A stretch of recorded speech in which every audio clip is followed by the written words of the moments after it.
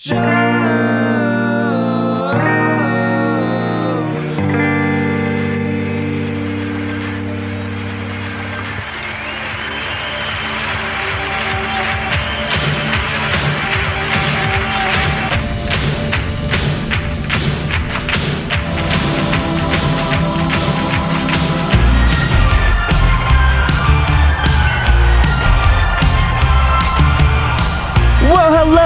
everybody. Welcome to another installment of Show to Be with Mike G, the show of life, the show of LA, the show of making lots of money, but not making lots of money in the music industry. That's right. Today is a great chat as kind of the music industry unraveled in the face of Napster in the early 2000s. Mr. Aaron Beavers was there, a musician in his heart, toured, made lots of records, and is still chipping away on that guitar and singing those brilliant songs. But also, there was this beautiful convergence of the booze industry, the hospitality industry, that took Aaron's career even further into this latest chapter with Beam-Suntory. Hope you guys enjoyed this conversation with Aaron Beavers.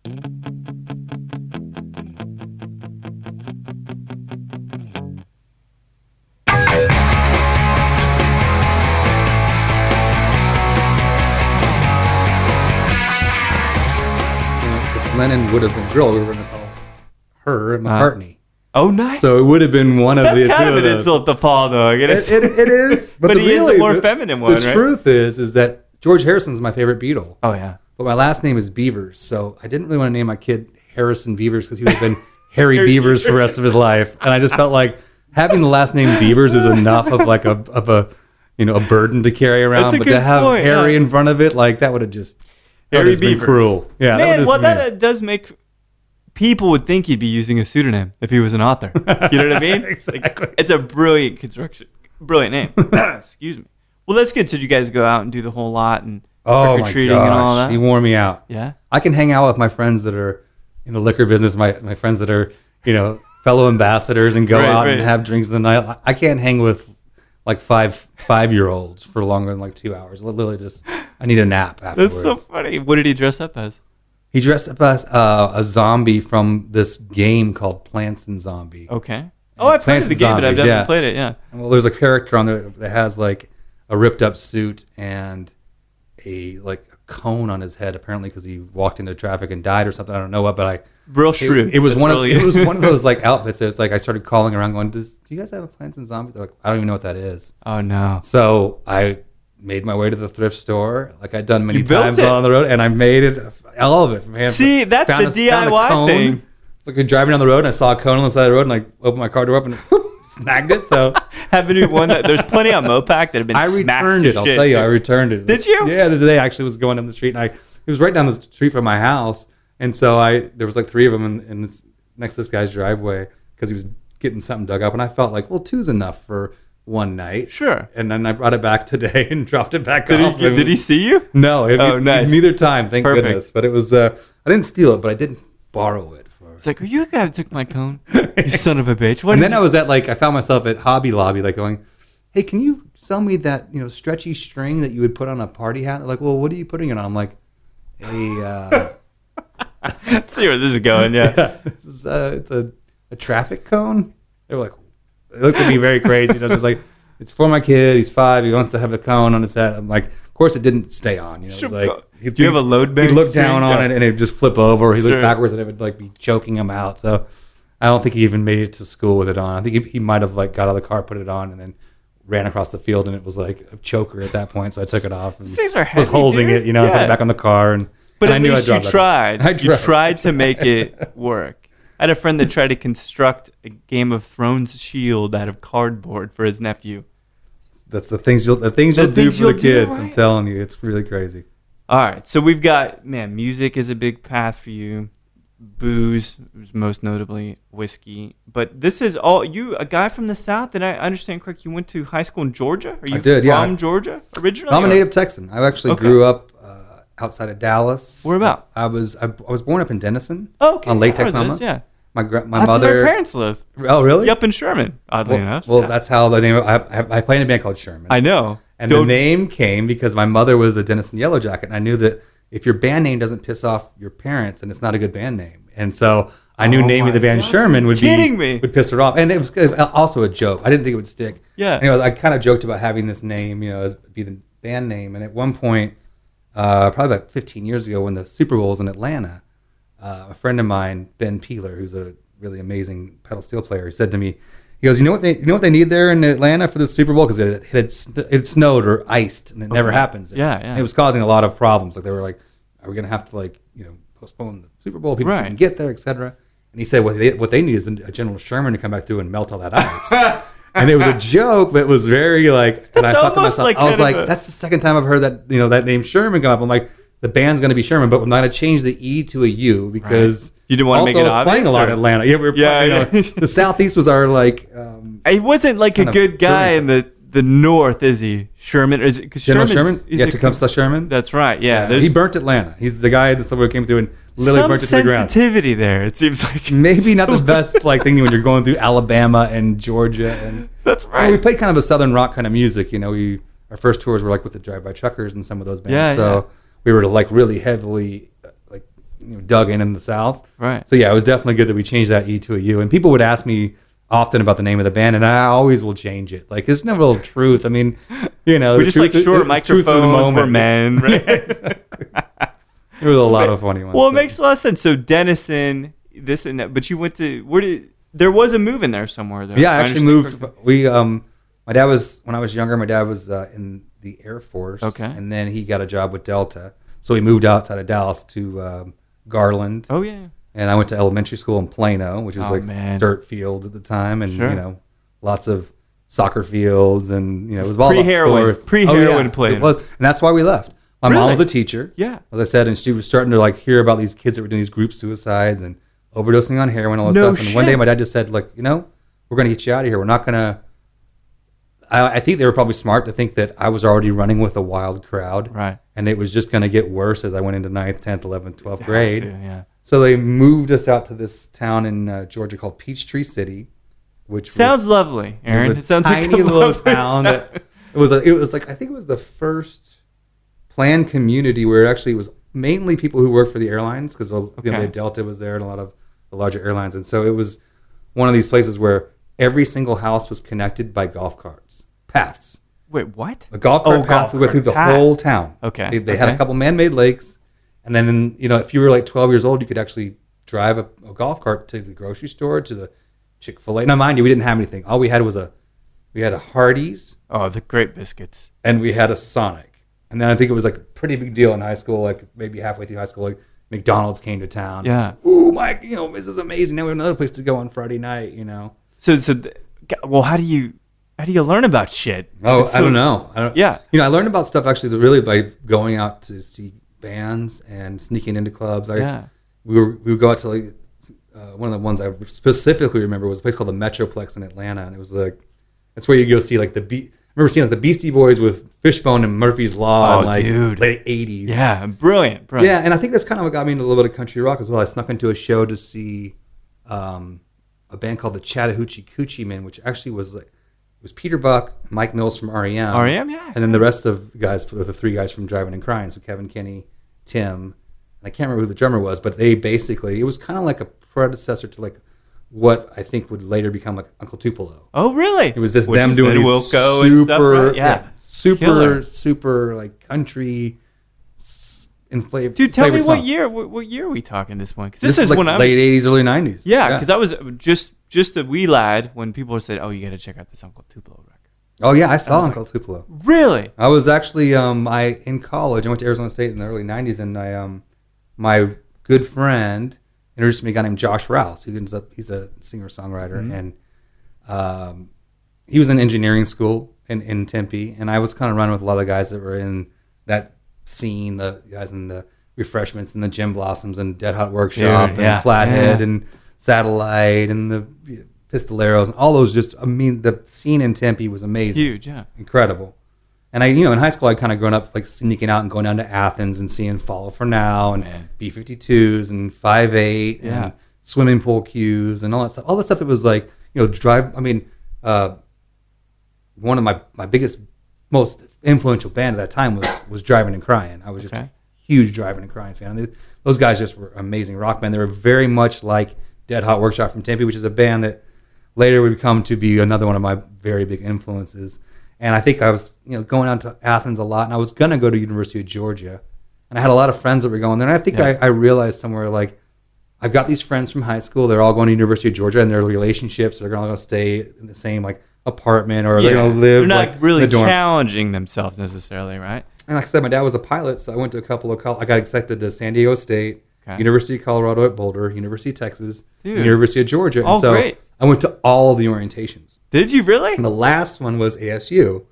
And it was a 2-day orientation, and the other ones were all just one. You come with your family, you do the thing, you leave at night.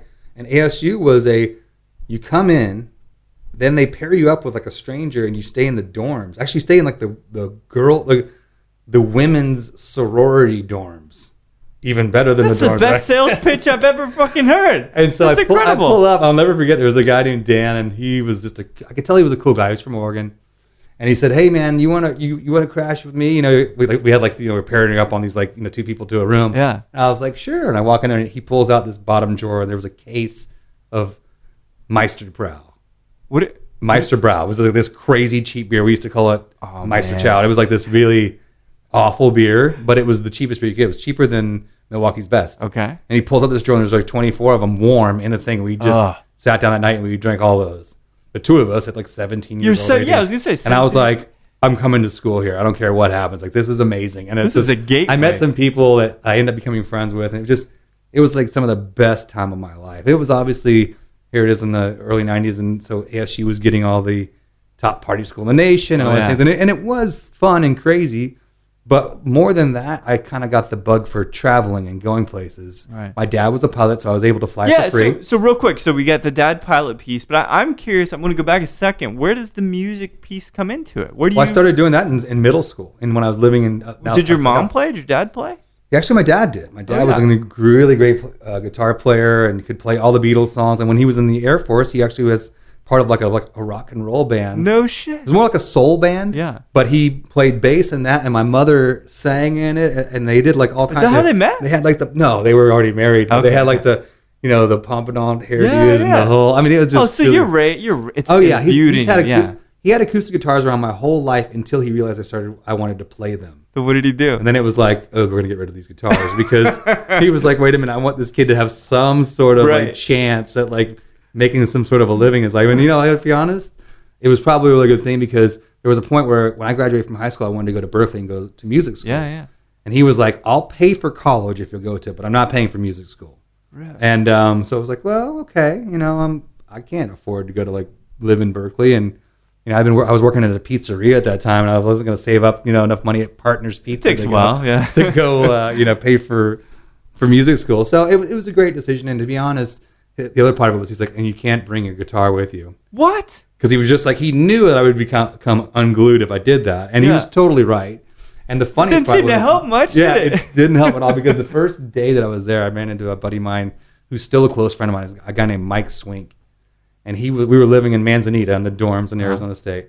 And every other floor was, it was co-ed, but you lived on the same floor with just whoever, all sex. So it was like all men on the even floors and women on all the odd floors. So I was on the 8th floor, and I'm going down the hall, and I hear somebody playing like a Metallica song or something, like from this open room. And I look in the door. There's my buddy who's now become a close friend of mine. This guy Mike in there. He's playing the pink Kramer guitar. Dude, Kramer. And I was like, oh man, you got a guitar? I didn't care if it was pink or what it was. He had an amp and a guitar. I'm just like, dude, I'm like, you're my new best friend. And, we spent many hours in there, like, transcribe. Like, that was back in the day of the tablature. You get all like, okay, here's Grateful Dead, So for you at that point, like, it's all genres, sounds like. Oh, yeah. Throw the metal in, throw, like, the college rock in. I was a huge college rock, huge into Elton John, Stevie Wonder, just bands. I was always a fan of bands that kind of were doing their own thing and like combining genres. Yeah. Because I felt like I was a punk rocker. I was a skateboarder. Yeah. Like 6th, 7th, 8th grade, I was like, all about skating. I was skating Black Flag and stuff. Oh, Black Flag, Circle Jerks, Oh, Minor dude. Threat, TSOL. You know, Greg GOD. Hedson, I swear he lives in Austin. Really? I've seen him multiple times out. I did not It's know. so weird. He's so small. I did go see DRI like not too long ago. Like there's a lot of those old bands like Jodie Foster's Armies and 7 Seconds was a huge influence 7 on me. seconds, yeah. All that skate rock, and I still listen to. I was listening to it this morning. I have like a I'm about to get up to go and do my day. It's like I put on a little like 80s, 90s, early 90s Dude. punk rock, and it's Yeah. this is Op Ivy. this is what this is what I cut my teeth on, and so I think. So you're a music guy. So this is the thing I think is really, really important. Kind of before we talk about even what is like more trajectory into music. I just think you love music. Oh yeah, there's no. You know what I question. mean? Like you're playing this one genre, but you like it all. Yeah. And that's really telling because that means you're passionate about music, not just your music. No, I would think I was as big of a fan of The Clash as I was of Willie Nelson. Oh, man. At an early age. Yeah. And I think I gravitated to, like I said, people that were kind of doing their own thing. Yeah. I mean, don't get me wrong. I can remember like also going to see some really bad concerts. I went and saw Corey Hart at Six Flags over Georgia. Never forget. I saw the Hooters. What is the Hooters? The Hooters? You remember What the are the Hooters? Hooters? Oh my No, God. no. They were this kind of like all blonde, like. Do you remember the band The Outfield? Oh yeah. They were in that world. Oh, I see. Okay. They had A watered down but Dire they had a Straits, mandolin. pretty much? I think I saw them I think they were opening for REM, or it was like them and the Bodines opening The for REM. Bodine. Oh man. I was a huge REM fan, and Oh, so me a lot too, of like bands that I discovered were bands that were opening for REM. Sure. I read all the fanzines, Maximum Rock and Roll, all those things. I was just obsessed. I mean, my room had pictures on my wall were a picture of Eddie Van Halen and a picture of like the picture from the band's record with them all in front of Yeah, Big it's King. amazing. And I didn't really even know like what was cool and what wasn't cool. I mean, I was listening to Dawkins and listening to Stevie Wonder, like at the same time. So That's why it's so great. Yeah, I it's think this that's what amalgam, an honest connection of all these different bands. Yeah, and I'll still there's music now. That's kind of the other cool part about having a kid is that he finds these songs that I would never listen to, like Meghan Trainor, Bleachers, all these bands I just never would have, heard these songs or that song "Turned Down for What" by like Jason. I was like, I would never actively pursue that kind of genre of music, but he hears it at school with some friends, and they're on an iPad or whatever, which is also a whole other world. Totally different, about. yeah. But he comes home and is like, Dad, I want you to put on this song "Turned Down for What," and then I'm like searching it online, and I pulled up, I'm like, surely this can't be it, you know?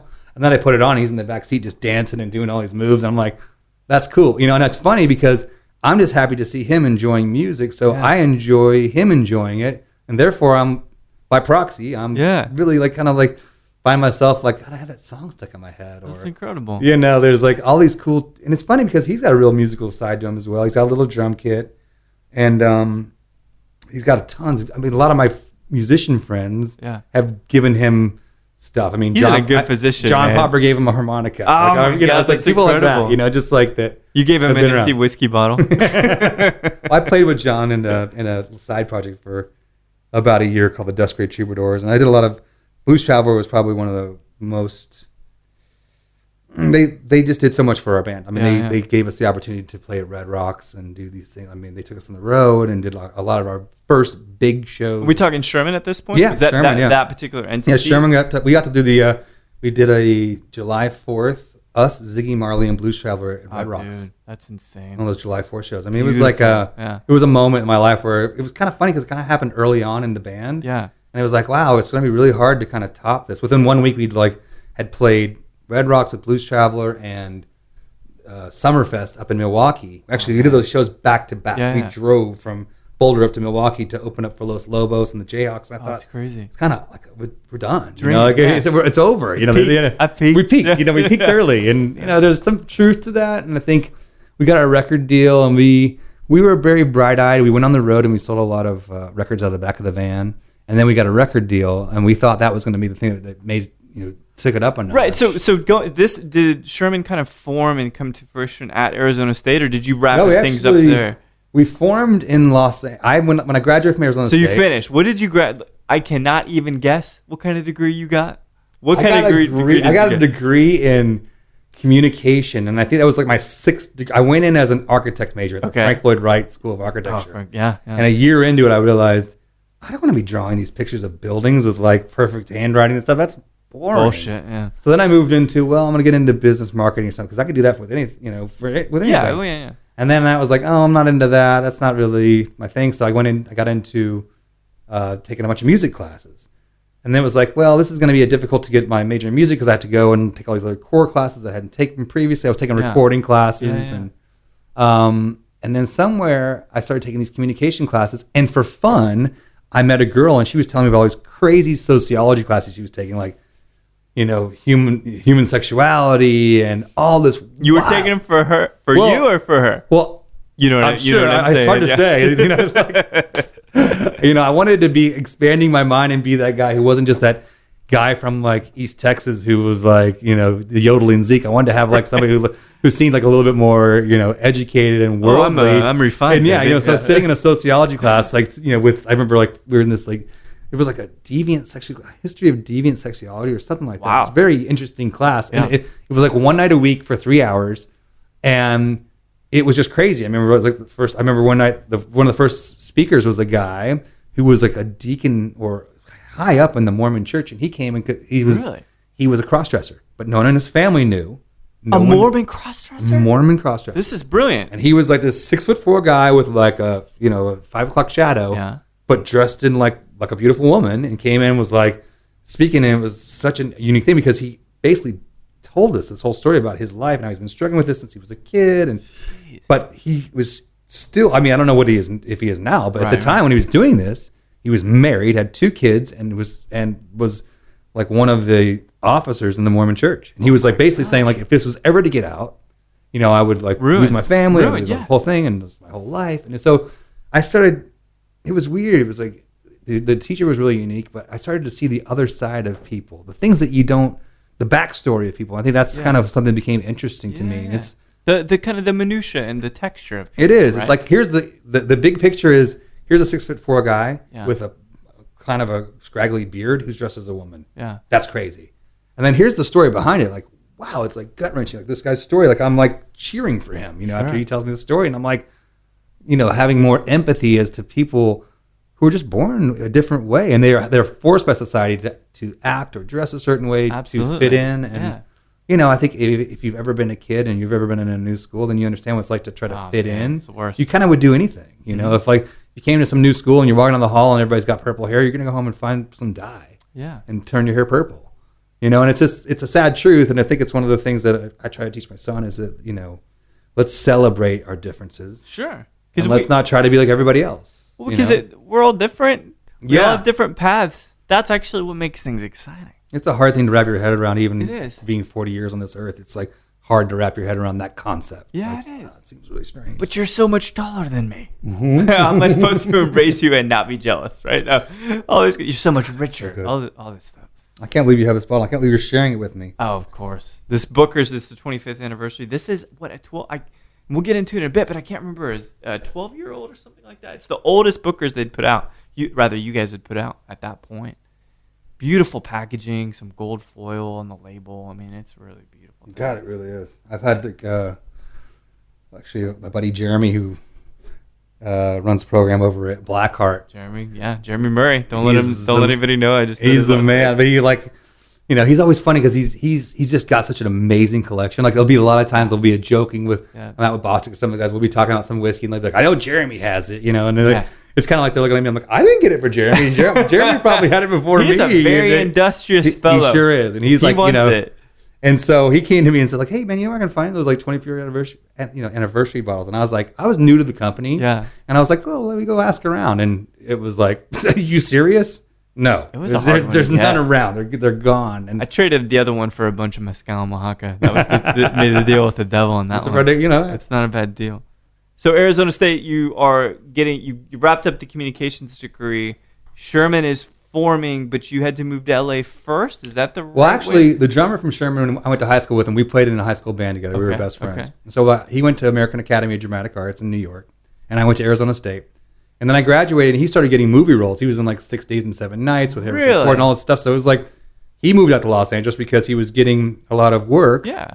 And I was bummed because I wanted to start a band with them, and I had done at the end of my time at Arizona State, I'd done this like spring break tour, and then the bands on this tour were, it was like one of those things where you go up to like Steamboat and all these ski towns, and you play for all these kids who are on spring break across the country. Yeah. And it was crazy. Sounds good. Really crazy. What I do remember of that time, which was very hazy, was the bands that were on it were the big band was Big Head Todd and the Monsters. Oh, Big Head, yeah. And they were out of Colorado, and so they had a huge thing going there. The other big band was Coolio. Coolio, because he brought the party. Yeah. And then it was us and this band called Trouser Trout. Trouser Trout. Amazing name. And only could happen in the 90s. And our name of our band was Shut Eye Smile. And we were kind of doing, at that time, so I was saying earlier that my buddy Josh Rouse had taken me to see Uncle Tupelo. And in that same week, we had seen Nirvana. And so it was like in this 1 week, we saw Nirvana in the In Utero tour. And we saw at the Arizona State Fair. Wow. And then we were later that week, we were at the Mason Jar in Phoenix seeing Uncle Tupelo. And I got somehow talking with somebody at the merch table or someone, and I got passed a tape from the guitar tech for Uncle Tupelo, which is later became a guy I came to know named Brian Henneman. Okay. And he handed me a demo for what would become the Bottle Rockets, which was became a huge band for me as well. Yeah. And so I just kind of started taking that idea of like I wanted to have acoustic instruments, but I wanted to play like punk rock with some kind of aggression kind of a vibe, it, right? Yeah, with a band. I wanted to play like with a banjo and that kind of a vibe. And so I moved up to Colorado thinking this would be a good place to do that, and spent about a year trying to put a band together and working in restaurants and bars. And but that was a means to an end. It was always eyes on the prize of music, right? I was always doing it as like to play music, and then I was living out in Colorado, and a bunch of guys were talking about when the snow melts this year, we're gonna all move out to Hawaii and live for a little while and go surfing. And I was like, I was delaying the inevitable. Right? I'm like, I'm in my mid-20s and I don't want to get a job. Yeah. That's lame. And so we started getting our money together to do this trip, and we're gonna go out there and just live for an indefinite period of time. And in one Hawaii. By one, I was working at this like really nice restaurant called Strings and the chef there, Noel Cunningham was his name, and he was Michael Jackson's chef. Personal chef. That's crazy. And he left Michael Jackson, came down. I met a guy named Chris Tosh, who is... What does that sound familiar? He's the manager now at Vince Young's Steakhouse. Okay. All right. He ran Fleming. He's a great guy. Yeah. And we started, waiting tables and bartending and going through that whole crazy world. And then these bunch of guys were going to go out to Maui, and they one by one started flaking and saying, I can't do it because my girlfriend or this or that or whatever it was. And I said, I'm going. And I packed a bag and my guitar, and I flew out to Maui. I got off the plane, and I went to a taxi driver, and he said, where are you going? And I said, take me to where people are my age, like around here. I don't want to go to where there's like older folks. I want to go hang out, have some fun, and be on the beach.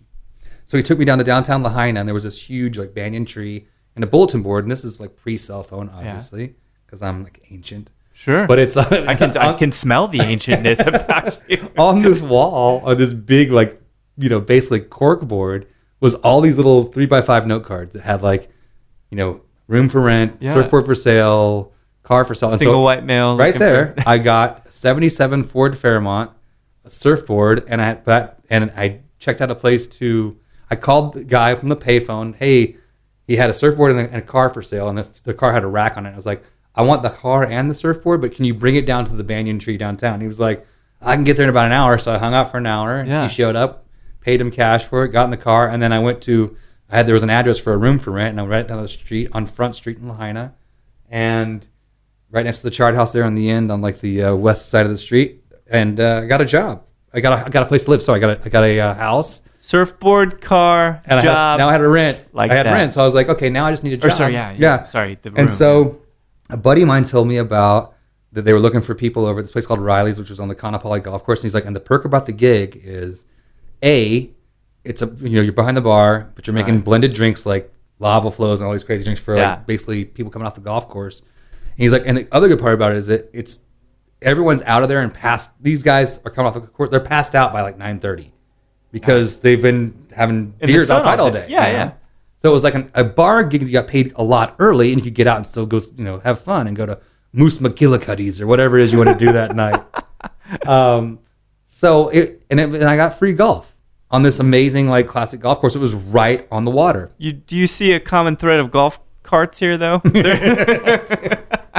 I do. Communities. I sure do. They're going to re-enter. I just have a feeling. But so how long were you doing the gig then there? I was there for almost 2 years. Killer. And at that point, I wrote 100 songs while I was out there. Yeah. And I was sending them to my friend Damon, who was living in Los Angeles now. The actor, right? Yeah. Yeah. And he was like, "Look, I've been shopping these around. I'm playing with some people now. I've got a drum kit, and you should come out here. There's like a lot of stuff going on. And I think you would love it out here. We've got a lot of friends. Yeah. And because I went to Arizona State, there was a lot of people who had migrated, to the West Coast from there. Fair, yeah. And so I had tons of friends that were living in like Hollywood at the time, and I just moved in on a couch, and I went down to the Whiskey A Go Go, Man. A buddy of mine said, I know this girl that works at the Whiskey A Go Go, and she handles flyers and stuff like that, but she might be able to tell you who to get in touch with. So I go there to knock on the door and ask for her, and she's not there. But I had her name, whatever it was. I can't remember. I think it was like Misty or something. And I said, I'm here to talk to Misty. And they were like, well, come on up.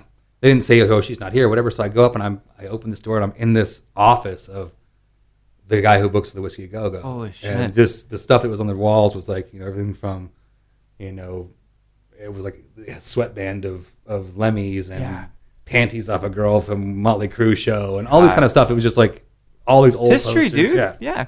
I'm looking around the room. There's all these music posters everywhere, and so I start talking to the guy. He's like, "Well, what are you here to see Misty about?" I'm like, "Well, I have a band, and I want to, get a gig here." He goes, "What's the name of your band?" And I didn't have a band, so he's like, "What's the name of your band?" And I'm looking around, and I'm like, "Oh God, I don't know." And I see this John Coltrane poster on the wall, and it says Blue Train. It was that record Blue Train. I go, "Blue Train." Name's the band Blue Train. He goes, "Okay, well, here's 50 tickets.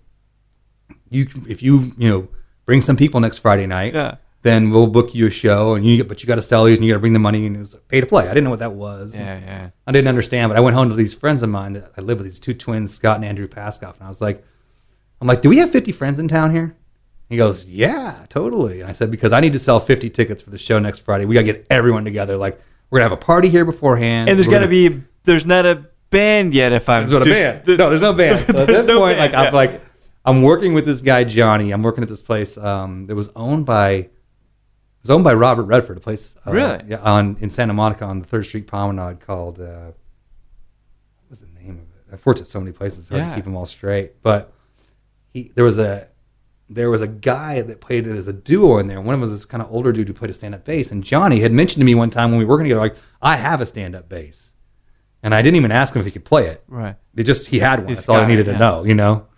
And he knew this other guy that could play guitar, and so I said, man, you said you have one of those stand-up basses, right? And he's like, yeah. I go, can you play it? He goes, yeah, it's. I'm like, okay, cool, because I got a gig next Friday, and we're putting a band together. And we just went in and started, like, I had all these songs, and I showed them to the guys, and we did it the best we could. Yeah. And we went and played, but we packed the place out. And we were with a bunch of these people who, like, they were drinking. Yeah. So I learned early on, as I was saying, if you bring a crowd that's drinking, it doesn't matter how bad your band sucks, you're going to get invited back. Yeah. And so we did. I was like, this is great. Of course, he takes all the money at the end of the night, and I know a lot more money came in. We didn't even ask for money. I think at some point he even said, like, well, we need to settle up for the night. We're like, oh, do we owe money for the bar? And he was like, no, I owe you guys money. We're like, oh, no, that's fine. Just keep it. We just want to come back and play here. Yeah. And he was like, oh, okay. Hell yeah. Let's do that. Now we'll start booking you guys more if you guys don't want money. We learned early on that was a huge mistake. What year are we talking? That was in like around 2000. 2000, that's killers. Because the whole scene there had completely transformed, right? Oh, yeah. No, it was a different deal. It was post-grunge, and it had just been decimated. Dead, right? Yeah. But what was the cool thing is that there was this whole scene, like, I mean, one of our first shows in L.A. was opening up for John Doe. Oh, wow. And it was like... From X. Right? Yeah, and it was just like, we were playing these shows and, opening up for Whiskey Town, Whiskey A Go Go, and all these things where you're just like, Ryan Adams, old 97s, and all these bands were coming through town, and we were like the only like twangy kind of band. Yeah, Robbie Folks, all these people were coming through, and we were playing like a Jack Sugar Shack and kind of these kind of like really like divey like country rock bars. And we thought we were doing something that was really different. I mean, come to find out, it had been done for a long time with Graham Parsons and the Burrito Brothers and all these guys as we dug into that kind of music, we realized how far back it went. Yeah. We realized like all these people that we owed, that had given us basically, we didn't even know it. They had just influenced all the bands that we liked. It's like that weird thing when you find a band you really like, and then you go, well, who did they like? And then you go, well, who did that band like? Yeah, it's just genetics, And so you go back to that, who those people were that influenced all that, and you realize, like, wow, like, you start hearing the songs that these other people just totally ripped off. And I was doing the same thing. I was trying to write songs that were like emulating Graham Parsons. Right. I was dressing like him. I was like sewing marijuana leaves on my jeans and trying to like make my own nudie suits and stuff, just to like. So it was a really cool, interesting time. It was a really free time in my life because I'd kind of done what people wanted me to do up to a certain point in my life. College was something I didn't really want to do, but I felt like I needed to. The negotiation with your dad in a way, right? Yeah. Let me say something too. Is like my dad is like the most supportive guy for music now. I mean, he was sitting on the side stage with tears coming down his face when we played Red Rocks. He flew out for the show with my sister, and they were just like, "Oh my God, you've made it." What changed his mind? You think? I think that he actually saw people like start to like the band. Yeah, and he actually saw us like, "Wow, these guys are actually we were really all about." One of the first things we did with Sherman was that we went and pooled all of our money to get a rehearsal space. Yeah. And so we had a rehearsal space, and all of our friends would use it. It was like, but we were in there every night. We would come in, we'd grab some beers, bottle of whatever, and we'd go into our rehearsal space, which was crazy because it was in like this underground apartment in West Hollywood. And it was basically these closets that they had in front of the parking spaces where you would put stuff, but you could fit just a band in there if you all lined up in a row. Oh, that's so strange. Yeah. So all of us were like directly in front of each other. The sound's got to be real strange. Yeah. Oh, it was terrible. But then later on, we moved over to the Grand Royal Studios, which was like the Beastie Boys' old studios. Grand Royal. Yeah, in Silver Lake area. Killer. When they moved out of that place, they got rid of it. They turned it into it was turned into a rehearsal studio. We rehearsed out there for a long time. Really? But we were really into rehearsing. We toured a lot and we played a lot, and we were the band that we were very unlazy. Later in the band, we stopped rehearsing, because we were playing so much and we felt like we didn't need to. But I really feel like that's one of the things that kind of is something. If you're in a band that's really going to be committed and continue to play, you really need to rehearse, because the things that happen in that rehearsal, that's where a lot of the stuff is written. Sure. Okay. And that's where a lot of that bonding is happening, and that totally working out those vocals and the things that because when you get on stage and you get in front of a bunch of people, you start your energy gets up, your voice gets a little higher, and you get a little louder and scratchier. And Speaking of which, that was a perfect transition into scratchy throats. So this Sherman voyage, then, how long has this been going on now? Because you guys are still a thing, right? Still playing? We haven't been playing. We the last shows that we did as a band were South by this year. We had we've had an official showcase there for the last few years. Amazing. And this year we did some shows. And with my job and my kid right now, when I first started with Jim Beam, I really wanted to, with Beam-Suntory, I should say, I really wanted to dive in and to be, available for anything that was needed. Right. But it's something that I've definitely missed. And I think lately, especially in the last few months, I've really realized how much I miss it. And I've been getting back together with the guys just as of late, and we are best of friends. Yeah. I mean, we hang out, we talk. That's not the reason. No, not a hiatus. I think honestly, it's just been the music business. I found myself, working harder to make less. Yes. When I went to LA, I was playing music and doing all these things, and one night we were playing at the Viper Room, and my drummer Damon, who had lived in New York, a guy came backstage to say hello after our show, and it was a guy named Adam Green.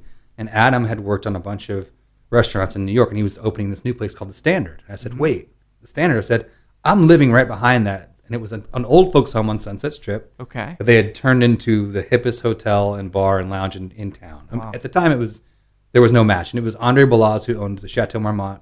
It was his thing. Okay. His baby. Yeah. But I was living literally 20 yards behind it, and I had been dealing with construction there for a year. Outside my window. It's like and I was son like, of a bitch. You are the assholes that are opening this place, that white building there. I'm like, it's going to be a bar? I'm like, you owe me a job. I didn't even know him. And he goes, okay, can you bartend? I said, yeah, I can. He goes, well, then come down tomorrow and I'll, talk to you about, interview you. Yeah. Gave me a job on the spot. First bartender they hired. And we went about basically putting together the menu. I was kind of writing my first menu without even knowing how I was doing it. Yeah, yeah. And we started just talking about, well, this is what it'll be, and this is how we'll sell, we'll have this martini menu, and we're going to need to have these. And this is the day of the green sour apple, martinis, dude, yeah. and the It's a dark Cosmo dark era. and the key lime pie martini. And, I was doing a lot of that kind of stuff. But you had, all right, because we talked about this, and I feel like it's a very parallel thing. So you write a song, right? You start with this concept. You think about who the audience is. Sometimes, maybe not always. Yeah. And then you go and say, all right, I want verse, chorus, verse, maybe bridge, outro, chorus, twice as long, right? There you go. Got it. So when you're were you having this creative input on the cocktail menu? Oh, yeah. No, he was totally like, hey, he just assumed that I was like in touch with this whole other like what people in LA were doing. And I was like, whoa, hold on. Like I started just kind of going to bars and asking, like, what's the most popular drink in here? And sadly, it was. Yeah. It was, we don't do the sour apple martini here. We do a red apple martini here. Because we do Washington apple. Much different. And I'd be like, okay, cool. So I'll have a Washington apple and a sour apple martini. We had a menu that was just martinis. And I think we were charging, it was at the time, this was unheard of. It was like $14 a drink, but they were 11-ounce drinks. Jesus. So it came in a huge martini glass, and it came with like a pony on the side, like a little like carafe, a mini carafe that was also full.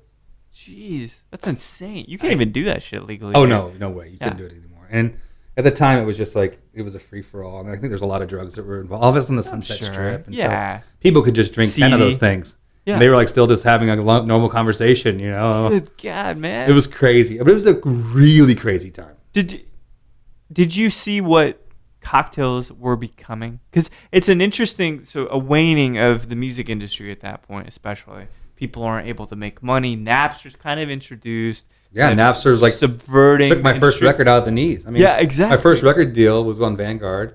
Mind you, I got my record deal by passing a tape across the bar at the restaurant. Yeah. A guy came in. His name was Doc McGee, and he was like he was managing like Kiss, and he was like one of the biggest. He's the guy who discovered Motley Crue. And I knew who he was. Whoa! And I gave him a tape, and we signed with him like a week later. Wow. And he was also managing Blues Traveler and some of these. So he's the guy who put us on the road with Blues Traveler, and I owe a lot to him. He actually gave us our first break, and we went from like guys that were playing at the Mint in Los Angeles to playing like Red Rocks and these opening for our heroes and going all over the country. And it about killed us because we didn't really understand. We all had jobs back home. Yeah. And we were all going to have to come home to them because we weren't making enough money on the road at all. Right. We were coming home with barely enough to get home. So, kind of I learned at an early age, like it was about, music was never about money for me. Yeah. And, I think I maybe, to a fault almost, like put the art in front of the commerce. And it gave me a balance, man. It gave me a lot of joy, but it didn't do a lot for my bank account. Right. I started writing songs for other people and trying to get into that world, and I've had some success doing that as well. But the reality of it is that I think the music business was going down as we were kind of getting like, we were one of the last people to get like the big record deal with a bunch of money, and this we got the video treatment, and the guy who did the Foo Fighters video, and a guy named Nathan Cox who had done like the Marilyn Manson Beautiful People video. Oh, wow. Remember that video? Oh, yeah, so totally. He did our first video, and it was like this whole... And so a lot of the big things that happened for us happened in the very beginning. Yeah. Just as stuff was still okay. And I remember we came into the record label one day, and a guy named Kevin Wilco, who's the label president, and he sits us down and he says, hey, your record is leaked to this new thing called Napster. And we're going to have to release it a couple months earlier than the street date because it's getting out already, and people are downloading it. They're trading it. And I was like, well, we don't even know what Napster is, but okay. And it started, that was like kind of our foray into the, okay, well, this is how the music business works. And what they're going to do is basically put the record out, but they're not going to really have the ability to promote it because it's coming out 2 months earlier than it's supposed to. And they've got other albums that are in line there. So they're getting the budgeted. It's on the roadmap. Yeah, it's set for Q2, right? By the time that record was like really hit its street date, what would have been its official street date, we were probably in negotiations of getting dropped from the label by that point. Man. And so, we learned the hard way really quickly that, okay, as quickly as this can come, it can be just taken away. So we try to start doing things on our own and end up getting another record deal. And it was just the same story. And it was like the business was spinning out, and we were like but wait a minute, we just got here. Hold on. We just, we got our first like guy who wants to buy us like double whiskeys at the Four Seasons, and they're picking up the tab, man. This is amazing, And then it was like, oh, well, you're going to have to go on the road for 250 days a year if you want to make money. And, at that time I was able to do it, and I had a lot of fun. And what I remember of it was really a good time for the most part. And then I think it's like, I always had bartending that I would come back to, which is having the opposite kind of resurgence, renaissance. And I was making lucrative. A lot of money there. Yeah. I got like almost embarrassingly amount of money where I was like, I only worked Saturdays and every other Thursday. Yeah. And so, when you start getting in that world, and it's like, there's just a lot of easy money. There's like late nights and all this kind of, every girl that worked there was an actress, and every guy that worked there was a musician or a comedian or an actor. And it was just really like, it was a cool scene and a cool time. Was that good for you? Because you think about this duality, right? This artist who's very introspective, and then at the same time around actresses, around actors, putting it on stage every night behind the bar. Was that healthy for you? I think it really was. Yeah. I look at it now, like where I am now, like without that kind of experience, I don't know that I could do what I do now and be, I think I could. It would have taken me longer to kind of speak that language. Yeah. But I also just understand, I think if you've ever worked in a bar or something, you understand things like the shift drink, family meal, roll-ups, things that just words that don't mean anything to someone unless they've worked in that world, right. And for a long time, I was always in the back of the house because I had long hair. And so, you couldn't like wait tables unless you put it in a ponytail up in a hat or something, when I was in college. Which they do now. So a lot of my gigs when I was in college were waiting tables because they were like, hey, your hair's too long. I couldn't even wait tables. I'd be in the back making salads or being like the, prep cook or something because that was where the guys that had long hair went. And then if you, had a nice fraternity guy, short haircut, then they could put you in the bar. It didn't matter if you could make drinks because you were only just pulling a lever on a frozen drink machine and popping off tops of Pacificos, and these like desert bars in Arizona. But I learned a lot. And I think what it did is I bought a bunch of books. I've always been a person who's studied a lot. So I bought a bunch of books on like, the Boston's Guide to Bartending and the Harvard's, Guide to Bartending, all these things. And I started really studying. So when it came time for me to help with the menu at the Standard, I had... So you'd already been studying that? Yeah, I had been looking at stuff and like kind of like trying to figure out like how I was going to get back into bartending. And I felt like I was going to be getting interviewed. I needed to have this huge breadth of all these like cocktail recipes. Sure. The reality was I didn't. I got interviewed. I never even made a drink. Most of the time now you go and stage somewhere and you would get behind the bar. They'd see what kind of bartender you were. This guy just hired me off the street. He was like, he just liked my T-shirt I had on or something. He was like, oh, those are cool Vans. Where'd you get those shoes? That was like our conversation. And then it was like, do you know anyone else who I could hire? And I had a bunch of musician friends. So I was like, oh, yeah, I got tons of guys who were looking for jobs. And they became like, my barbacks and other servers. You built a posse. Oh, yeah, we had a total posse. It was all a bunch of guys who played music and friends. And it was a really, really great time. And I think one thing that really stuck out to me, and it's a term that's really used lightly now. I hear it all the time. Okay. Bar family. People talk about their family, their bar family, and like, we didn't call it that, but it was. It was a total family. We hung out all the time. If we weren't working together, we were, hanging out. We were all hanging out, going to the beach, going to the pool, doing whatever we did, and we also like a family. We had a lot of interpersonal like strife and dynamics. Like you're screwing somebody one week, and then you're not ever going to talk to them again the next week, and then you're back together the next week. And it's a hell of a soap opera, isn't it? It was such a soap opera. And you know what? This business still is. Oh, yeah. It's a total soap opera. God, because alcohol just heightens all the emotions. And it does. And it's just like, there's a lot of pressure in these jobs. And like, you're trying to be the best you can be. You want to make your money. You want to do your... And like, there's an ego involved if you're, there's no bartenders that don't have an ego. I mean, you want to put your glass out there. You want people to go, this is amazing. It's like you're on stage, like you said. Yeah. And I think just this business, there's a lot of that. I think if you get caught up in it, and I'm guilty of it, I have, at times, and it's taken the joy out because, all that little stuff doesn't matter. In the end, you'll look back on it, you won't even remember that stuff. Yeah. You'll remember those really great connections you had with people, or that funny story you heard from that guy at that bar, or that one joke that somebody told you and it just stuck with you because it was so un-PC or whatever it was. Stuff, yeah. those are the things that you'll take away. And I have to remind myself that sometimes when I get like in the thick of it all, I'm going, man, it's just, you're trying to please everyone and please yourself. And sometimes it's just, it's like anything else in life. It's not that easy. Now that I have a kid, it's a lot easier for me to like step away from my situation and say, I've got the most wonderful gift in this kid that I just love more than anything in the world. If everything fell apart tomorrow, I would still be Lennon's dad. Yeah. And so it doesn't matter.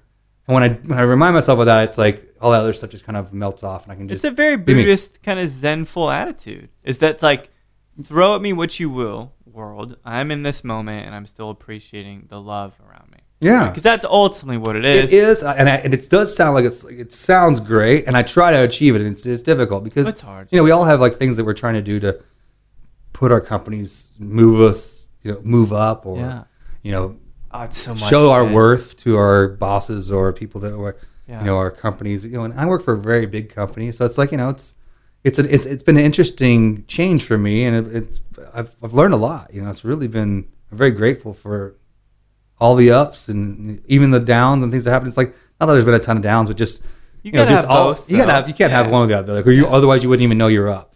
That's exactly right. It's all about contrast, exactly. Right? Like, is that green or dark green on the wall? I don't know. I can only tell because of the white next to it. But what? So how did you make your way? So it sounds like you're building this kind of probably credibility, this plethora of knowledge behind the bar, understanding more about the history of cocktails.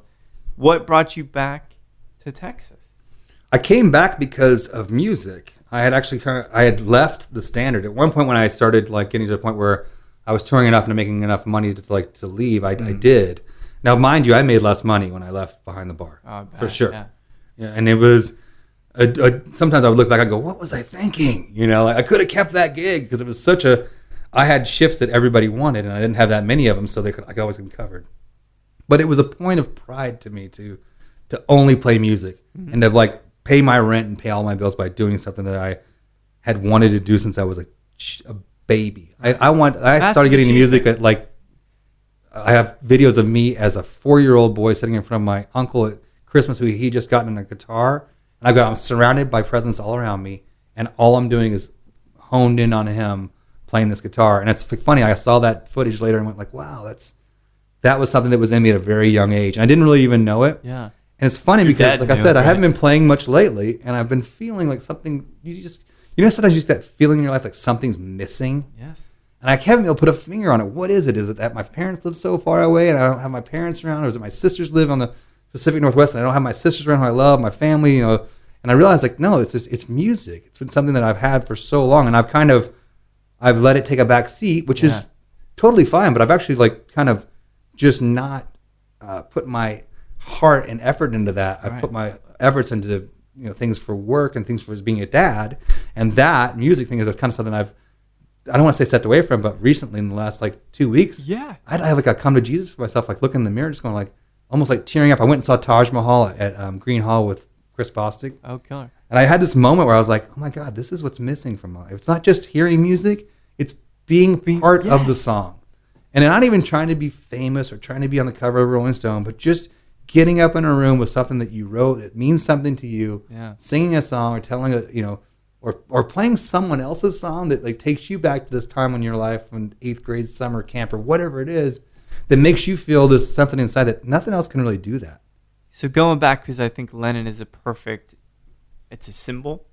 It represents love, because John is all about love. Yeah. He represents the love of a father to a kid. He knows that too. It's funny. He talks about, I'm named after a very famous musician named John Lennon. It was in the Beatles. That's like, amazing. It's pretty funny. Like he's proud of it. But that, which is an amazing thing. It's a great thing to bear, to brandish as a name. But like I'm going through the same thing.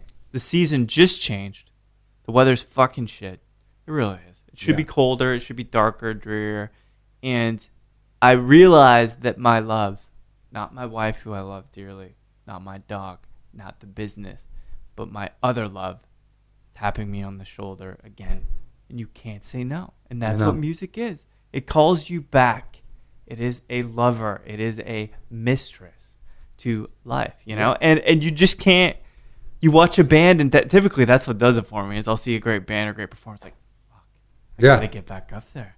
Got to go get back in the game, And I think for me, at this point, it's not about getting in the van with a bunch of dudes and like taking off, Yeah. like heading towards the sunset like I had for so many years.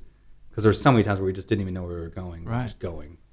And we were going full speed, you know. And I think now I just want to make music with friends and people that I look at and respect, peers and musicians. I want to write music with people, and I want to just sing and perform it. And I want to do it for the joy of it. Yeah. Because when the doing it for the finances or playing the gig in Midland, Odessa to keep your cell phone on, those gigs started to take the joy out of it for me. Where I really realized, like, oh, you know, and it's kind of how I started going back to the bar world and like looking at, like, I went and got a job with Austin Specialty, which is a distributor of some beer here in town. They do amazing stuff. They got, you know, Strangeland Brewing, a bunch of really great breweries that they represent. And I got into that and started kind of learning about the marketing of that, and which led me over to another spirits company called Vive. Vive, okay. Remember Vive? It's like an acai infused spirit. Yes, sir. Started working for them a couple years ago. And the goal was to get a job with Jim Beam. I mean, it really was at that point. Because Vive is in Chicago too, isn't it? Vive is Los Angeles. Los Angeles. Yeah. Okay. There is one I'm thinking of that's from Chicago. But anyway, so you step from the bar, and this is a really interesting kind of common tale for a lot of people that they're behind the bar, hit distributor world, hit brand world.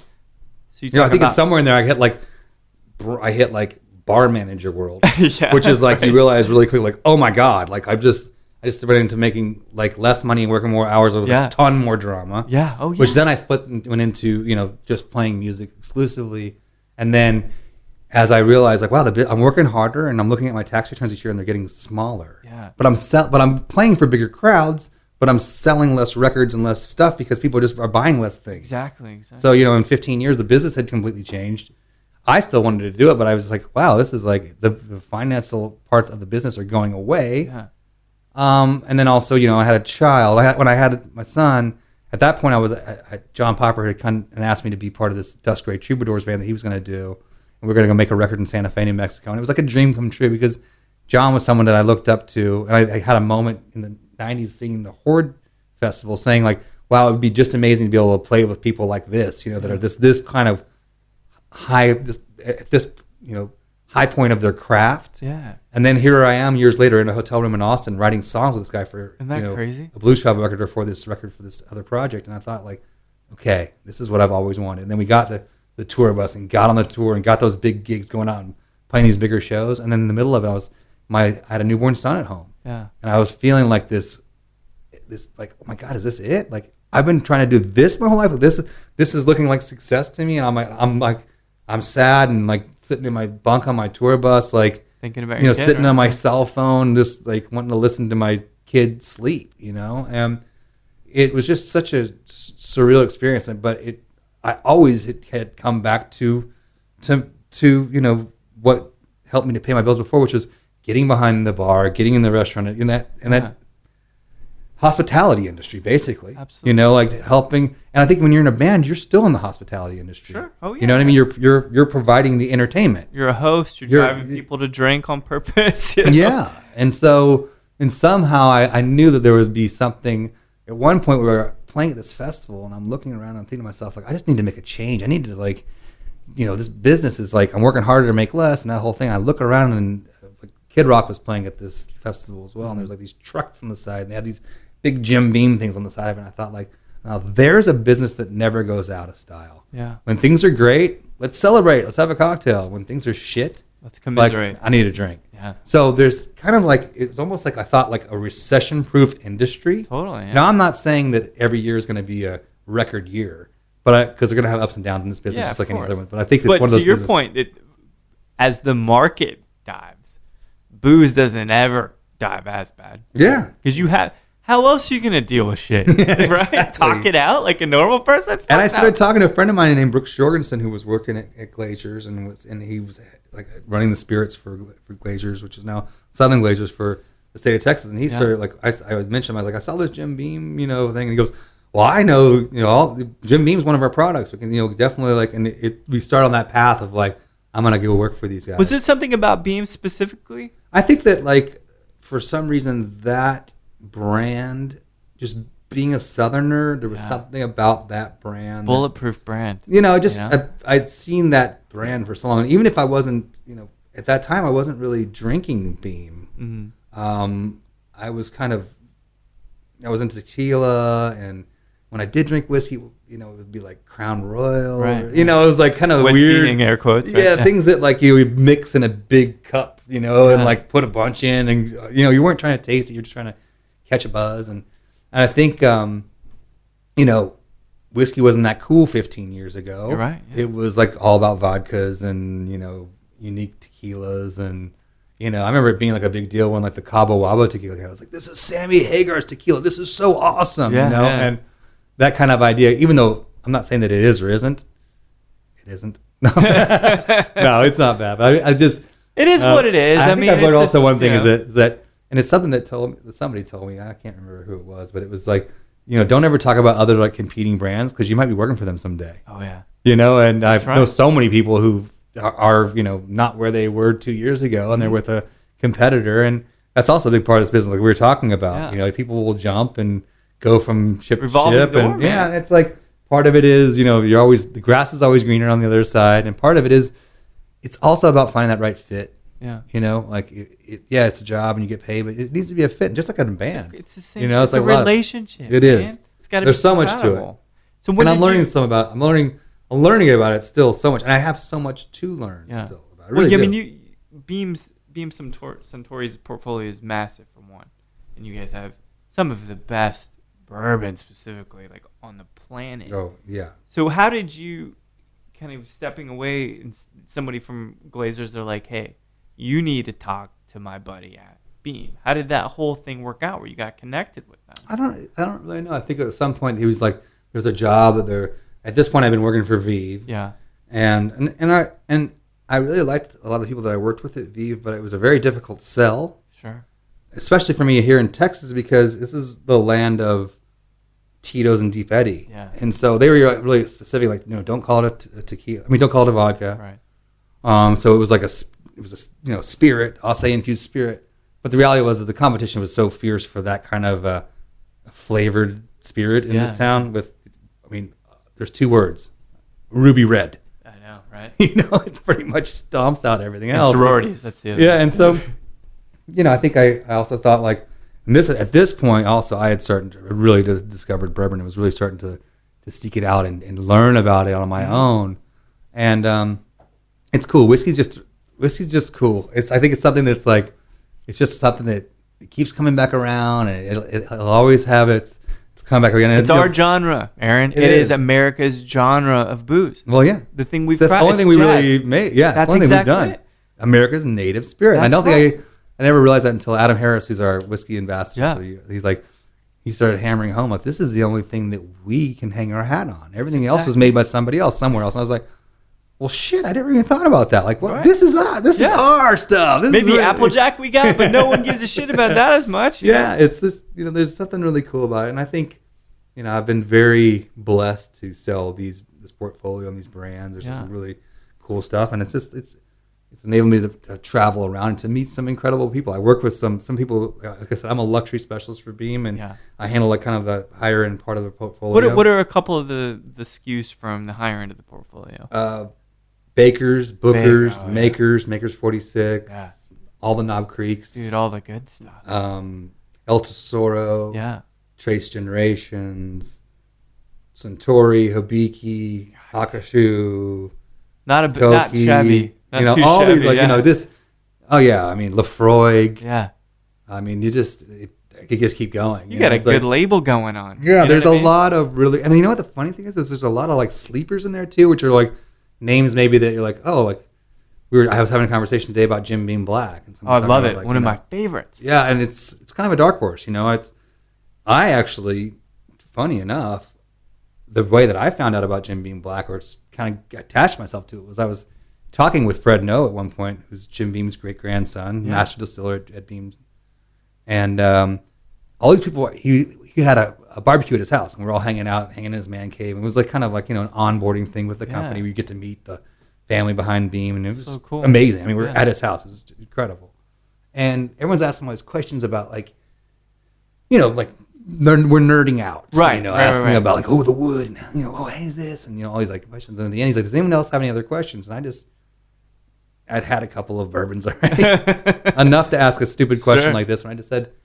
well, you can obviously drink anything you want. What do you drink? What is the guy whose father started Booker's and Knob Creek and Basil Hayden, all these like crazy iconic bourbons. Like, what do you drink when you come home from work? He goes, I drink Jim Beam Black. Yeah. And that just floored me. I was like, wow, Jim Beam Black. Like, that's only a couple $2 more than the white label. Yeah. In my mind, I started doing it like, wouldn't you be drinking the expensive stuff? And the guy was like, no, he just really liked the way it tasted. I do. It's so good. And I drink it like that's my go-to. Yeah. I finished half a bottle for Thanksgiving last year, and everybody looked at me like, how did he do it? I was like, because it's delicious. It's that smooth. It really, and that's the thing is like, lots of people on the show, a lot of chats, a lot of products, but no, legitimately, Jim Beam Black for the price. I implore many people to find a bourbon for that price that tastes that rich. No, I agree completely. And it's 45. I mean, so it's 90 proof too, I think, which makes it even just a little bit edgier, and that really, really resonates with me. It's 86. Oh, 86, even better. Okay. Yeah, it's I think it's just, there's a lot of great products with that. A lot of the cool part of this job, I've got guys who do the same job I do in different towns, in Houston and Dallas. I've got some buddies that guy named Scott and Frank and it's this whole crew of people that, and they're all basically we're in like the top markets for bars. It's Portland and Seattle and Minneapolis and San Diego, Los Angeles, Denver, Phoenix. And they're just some of these like most unique, talented people. And I'm learning a lot just from them. We're starting to get together as all these people who do the same job. They're like luxury specialists. We're getting together in these big groups and doing these trainings and going and learning all this. Yeah. And it's just like, I'm learning so much from them. It's crazy because they all come from these really diverse backgrounds. They're not like, I've been in the business the whole life. They've come from these other places. If it was the craft beer world or these other, some of it was just event, planning or whatever. Right. And they all bring like something cool to the table. I think we all have like a little thing that we do. Like mine is a little bit more music background. Sure. And there's other guys who have a lot more, like they come from a little bit more of a distributor background or from a production background, or event production. But it's cool. There's a whole like little group of people that we all have this odd connection. We don't live in the same town, but we communicate via email and text. And it's a new posse, man. It is. It's a cool. It's my crew. It is. It's your crew. And so my luck specialist. Your luck. I like it. I like you guys probably have golden jackets and shit. No, we don't. I do have a black leather jacket. See, that's about. I get made fun of a lot by the other guys and girls that I work with because they're like, "What are you wearing?" It's like we all have a very different style because our markets are so different. I mean, like what happens here and what happens in Dallas. Totally they're just so different. Different people. They're so different. It's like even the products that we're kind of attaching to. I think here we get a lot more of the bourbon and some tequila and obviously like the old granddads of the world and things like that. I mean, we've got some real local support with JR from Vox and all these people who are like, JR's got like an old granddad tattoo on his arm. I beg you to go into Vox without getting a shot of old granddad just placed in front of you. Old granddad bonded. Yeah, we call it let's bond. Yeah. That's what I say when we go in, and there's some bonding that's going on there quite amazing, often. Man. Although I'm like really lucky. I've got some of the most incredible people that I work with here in town. I was a little worried when I came into this position just because I knew it was going to be such a huge commitment. Yeah. And I wondered, like, will I be able to mold my life after, living a life that's been so all over the place and I haven't gone the traditional route? Yeah. Will I be able to like assimilate into that? And, I guess some days I still ask myself that question. Sure. But for it's so neat to be able to see a different kind of way of life and just a different way of, I'm communicating with people on a different level because I'm passionate about it. I'm learning so much more about it. And so I think when you start to know a little bit more about it, you're a little bit more vocal about not what you know, but a little bit more apt to jump into a conversation about it because you're not worried about like, oh, I'm going to get like, they're going to ask me a question that I don't know the answer to. And I think, it's just funny. It's like, I've got this incredible like community of people around here who are they're doing some like, amazing stuff. Yeah. Like today I was at Townsend and Garage and Lonesome Dove and Pesce and Perlas and, talking about the Blackheart and what they're doing over at Stay Gold and at Whitehorse. I mean, I kind of regretting that I just named any places at all because I don't want to leave any out because there's so many. There's almost too many. Avelina and just all these places and Backbeat and just places that you kind of walk in and you feel like you're taken someplace else. And I don't know that I would be able to make those kind of relationships if I hadn't worked with Beam for this year and a half, or if I was still just playing music and going in those places, it wouldn't be the same because I have a different kind of perspective on like what's going on and the programs they're doing and the way the menus have been put together and all these things. And there's just, it's I guess in a long roundabout way, what I'm trying to say is when I left music, I was worried about leaving the art behind. Yeah. And then I discovered that there's this huge art community that exists in the hospitality business and in restaurants and bars. Like there's a lot of creativity that goes into it. Construction, composition. And there's so much more to it. And it's an art. I mean, when I'm sitting in front of someone and they've just constructed something that's out of thin air and all these things and different, ways that they've made their own bitters and done all these, fat wash to whiskey, whatever it is. And by the time it gets to you and they've told you this whole story, you're like, wow. And then you taste it and it's not even what you would have expected. It's something else and it's another flavor that maybe you've never even experienced because technically you've never had that, right? You've never had that combination in those amounts in a glass that way. It's something brand new and fresh and neat. And it's like, wow, this is like your gallery. Like you've just clicked the light. Like if you're at the Roosevelt Room, where there's a light, and the light comes on over this portrait or painting that they've done, and they hand it to you, and you're like, wow, I feel bad kind of drinking this. It looks so amazing, It's a performance. Every night's different. Every way in which you connect. And I relate to that, and I think that's something that when I start to feel like, wow, I'm working a real job, and I'm not doing these, some of the things that I love doing, which are painting and writing and playing music and those things, because I just haven't had the time to squeeze that in. I realize that there's a whole other part of it. That there is a lot of, creativity that goes into it. And, a lot of things that I do are things that I sit down with my friends who happen to be, bar managers or, running programs that I'm lucky enough to call friends. And I sit down with them. We talk about what it is they want to achieve and how it is I can help them to do that rather than hey, I'm in here to push some juice on you. And I think the difference is also with this company is that we have a lot of things that people want. So I don't have to come in and go hey, I really need you to pick up this Maker's Mark because they're like, yeah, we're going to have that forever. We had it since we opened, and it's, we're always going to have that, know. Absolutely. And I think there's something that's pretty cool about that. It's not bad. You walk into any place, and they already know you, and they already know your product, and they already love your product. Yeah, and I think I'm very grateful for that because it's I loved working for Vive. It was such a unique company, and the way I met the owners was surfing in LA, and it was this kind of really cool way that we met, and so it was a neat kind of story. But I think I also realized that was a very difficult thing to go in and walk and explain to people what it was, and it is nice to be able to say oh, you guys have Basil Hayden? Beam, I didn't know you El Tesoro. I didn't know y'all had El Tesoro. Oh man, I love El Tesoro. It's my mom's favorite tequila. Whatever. It's you start hearing those kind of things. And it's oh, that's cool. That's something that the Beam family and the folks at Suntory they've been working on for a very long time. Yeah, since great reputation. 1780s.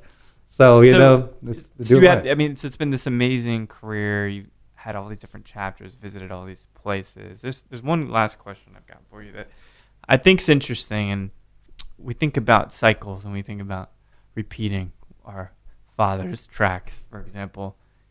You think Lennon's going to do the music thing too? I think. I don't know. You ever think about that? I do. I definitely do because he's going to school at Zilkha Elementary. Yeah. And he's going to school with a lot of people that are musicians, kids. My buddy Bart Crow, who's a Texas songwriter. His son is my son's best friend. Mm-hmm. And his name is Towns, after Towns Van Zandt. Yeah. And here he is, Towns and Lennon. We've got another good friend whose son, his name is Strummer, after Joe Strummer. Uh-huh, yeah. And Ben Queller's kid goes to school there. Shit. And, Andrew Duplantis' kid, from the bassist from Sunvolt, his son, Jack, goes to school and is in my son's class. So there's all these musician influence, and it's Austin. Yeah. If you walk through the campus of his little elementary school, there's pictures of guitars everywhere. There's a picture of Charlie Sexton doing a guitar class at his school. That's amazing. And it's so I look at that and I say, like, if you're gonna like do it, this would probably be the town to do it in. Yeah. And I think in some other weird way, there's like something to be said for when your parents and all your parents' friends do something that it's suddenly not cool. Yeah, it's true. Like, oh, my dad and all his friends, they play guitar. I'm going to go program computers. Yeah. That's as far away from what my dad and his But then they always friends come did. back, man. You're right. I think that they will, and I think that he will have that. He has that musical thing in him, no question. Yeah. And I'll support him whatever he decides to do, because I know that the one way to like get your kid to not do what you want them to do is to try to change them. Yeah. And that is a great way for for them to say, like, nope, now I'm going to get really passionate about this thing you don't want me to do, strictly because you don't want me to do it. Exactly. And I learned that because that's what I did. That's what we all do. It's what we all do. And I could be like my old man, and then I end up being exactly like my old man. Yeah, and it's so true. It's like I'm so lucky. I've got a great dad who's taught me a lot. It was tough, the tough love involved, but a lot of it was like, this is stuff you need to learn in life. And I've been very lucky because I've got such an amazing relationship with him. Mm. And he's also a huge Jim Beam Black fan. Amazing. And we bond over whiskey as well. Like we sit around and we'll have whiskey and we'll talk, and just I've got very cool parents. My mom just flew back to Georgia today. She came out just to take my son trick or treating. So my parents don't live in town, but they're very involved in my life and definitely involved in my son's life. And I'm blessed. Living it, dude. I'm blessed, even through whatever. We all have our days. Mm-hmm. And everybody has their struggles, and there are things, and they go like, man, I just don't know if I can deal with this. I don't know if I can deal with that. And like, reality of it is that you can, because there's people who dealt with a lot worse, so much worse. Like we're so spoiled in this world and society. We have so many things at our fingertips. Mm-hmm. Just the ability to like be able to look something up on the internet and find out all the information about the Taj Mahal in India, or whatever it may be. By just not leaving your house. I mean, we're just so. But I think also it leads to this feeling in the world like you don't have enough. Yeah. Because there's so much out there that you see in all these other people. Facebook's all about like, hey, look at me and look how great my life is. And humble bragging. Look how amazing my life is. And I've got the most incredible, this or that or whatever it is. And the reality of it is that, we're just posting our best bits. Yeah. And so they make everybody feel like, oh, well, man, I'm not that. I mean, I'm happy, but I'm not that happy. I guess, maybe I need to like, question a few things or change a few things. And I think we're all guilty of that. I know I am. Yeah. And it's like I have to realize like everything happens the way it's supposed to, and the things that I stress about normally, later on I look back on, I don't even remember them. Exactly. So it's just something I try to remember that when I'm getting overwhelmed by something. If it usually has something to do with like it's getting close to Derby Day or something. Right. I'm like, okay, but then it all comes back. Your father. Yeah, I'm lucky. I've got a great job, and I don't really realize how much, how lucky I am to be in this industry. And then I'll hear like somebody talking about like my gig to someone else, and I'm like, God, that sounds so awesome. Well, that's my thing. That's. Or I'll hear my son like at school, and he's going, my dad works for Jim Beam. I just think it's so funny. It's just weird, But at the same time, it's really to cool. be able to like sit here and drink some Booker's 25th anniversary with you, Aaron, and talk about Beam. It's been a really interesting chat, and I'm envious in a lot of ways, man. I missed out on Nirvana and then Utero tour. Cheers. Thanks so much for chatting. Thank you for having me, Mike. This is really cool. I've been listening to a lot of the other ones, and I only had one goal, and that was just to sound cooler than Travis Tober when I did this. Well, I got to punch you in the throat a bunch. All right, dude. Thanks, Travis. I mean, there's so many like legends in town of the liquor business, and it's just so funny to there's a whole little crew of people, and just a lot of people have a lot of respect for it. Yeah. And it's lucky to kind of be in here having some fun and drinking this. This is a really great whiskey. Thank you so much for pouring me a dram of this. This is it's delish. Pleasure. We'll have to talk more about it. Thanks so much, Aaron. Next time. Well, there we have it. Beam-Suntory's Aaron Beavers, the Texas market, still traveling the United States, traveling the world, singing those folk songs. Now, I'm sure there's elements of rock. I'm sure there's elements of punk. Aaron is a well-rounded, astute musical gentleman, and it was great getting to sip some of the Booker's Anniversary edition with Aaron. Lovely whiskeys there at Beam. And as Aaron said, you can walk into any place in the world and you got a bottle of Beam or a Beam product, and people are going to keep the door right open for you. So So thanks everybody for listening to Show to V with Mike G. I'd like to wish Mr. Aaron Beavers happy birthday. It is Sunday today, but the episode will be released Monday. It's good having you in town, and I hope you really enjoyed your birthday. No matter which season of Scrubs you're in, and I know there are probably 8 to 10 seasons, or what you thought of War Dogs as Todd Phillips going soft on us, please keep dancing.